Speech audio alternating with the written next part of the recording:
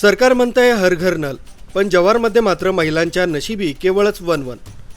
पालघर जिल्ह्याचं प्रशासन नेमकं झोपलंय की जनतेच्या जीवाशी खेळतंय.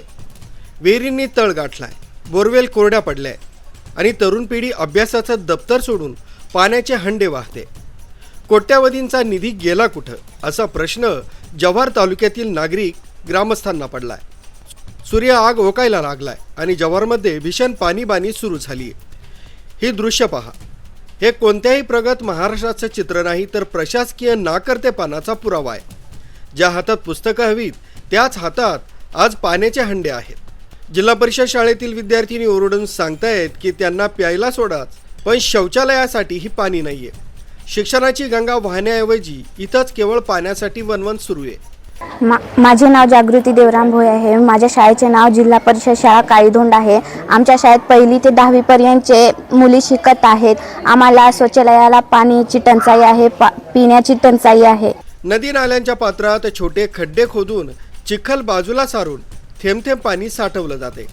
तेच पाणी माणसं पितात आणि तेच चिखलयुक्त पाणी जनावरांना पाजलं जाते. उद्या जर साथरोग पसरली तर त्याला जबाबदार कोण?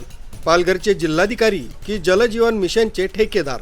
लोक 2-2 दिवस पंचायत समितीचे उंबरठे झिजवतायत, पालघरपर्यंत चक्रा मारतायत, पण अधिकारी एसी केबिनमधून बाहेर पडायला तयार नाहीयेत.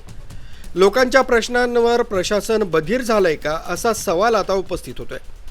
2 दिवस झाले आम्ही चक्रा मारतोय, कोणीही आमचं ऐकून घ्यायला तयार नाहीये.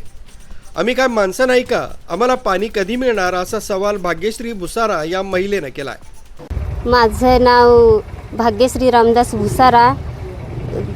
ग्रामपंचायत आमची खांबाळा, तलासरी खांबाळा. आम्ही पाण्यासाठी इथं पंचायत समितीला 2 दिवस आलो, परंतु पालघरला गेलो.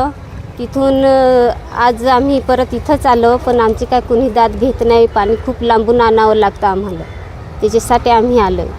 कागदावर योजनांच्या नद्या वाहतात, पण जमिनीवर मात्र कोरडा ठणा नाही.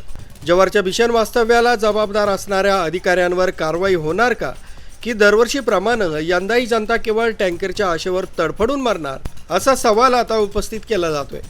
आता वेळ आली आहे या निर्गट्ट प्रशासनाला जाब विचारण्याची. आरबी न्यूजसाठी पांडुरंग भांगरे, मोखाडा.